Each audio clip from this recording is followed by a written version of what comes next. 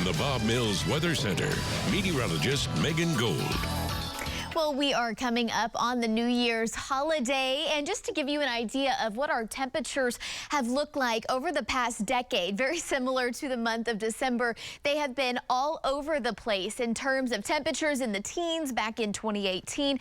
It was just back in this year, January of this year, the 1st, of course, New Year's Day, where temperatures were in the low 70s. And we're going to have multiple waves of cold air here over the next several weeks. Our next big cold front set to arrive as we go into the new year will bring us temperatures dropping down into the low 40s. Now, really not enough to say a big cold front, but it will be a blast of cold air. Looking like, as of right now, it's not going to have a whole lot of moisture to play with, which means the chances of any snow are fairly minimal. But latest data kind of goes back and forth here over the next several weeks of the potential of some possibility for some snow. For the most part, it's mainly going to be some storms down across portions of Louisiana and Texas, but still something to keep in mind. Of course, this time of year when we get all these cold fronts and cold air in place, it's possible that we do get some snow flurries.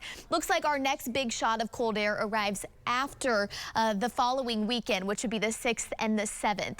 Right now, this is how your New Year's weekend looks. We're actually going to be really, really nice on Saturday, which of course is not the holiday. We'll have a cold front moving on in, and temperatures are going to go back to below normal for this time of year. And when you factor in that wind, it will be especially chilly on Monday with the north wind at 10 to 15 miles per hour. This morning, our temperatures dropped into the 20s and 30s around the area, and we haven't seen much movement with our temperatures today. We've had a lot of clouds in place. When you factor in the northwest wind, our temperatures are feeling like the 20s. We're 41 degrees up in Pawhuska this morning, which is actually one of our coldest spots this morning.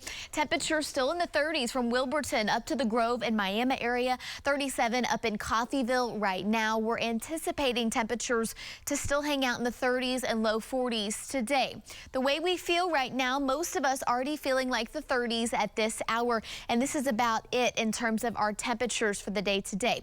Now, we have had some reports of some flurries up around the Catoosa area, the Claremore area, and into the Skiatook area. This is mainly going to be along I-44 and then also up to southeastern Kansas. So it's going to be very, very light and spotty if you see any flurries at all. Overall, the activity very light. Now, out in northwestern Oklahoma, been some light to moderate snow falling. Alva, Buffalo, over just to the north of I-40. And all this is a part of a bigger storm system off to our north and east that has brought lots of snow across portions of Kansas, Nebraska, up into Iowa and Missouri. At this time, the clouds remain thick. We'll hold on to the northwest wind today.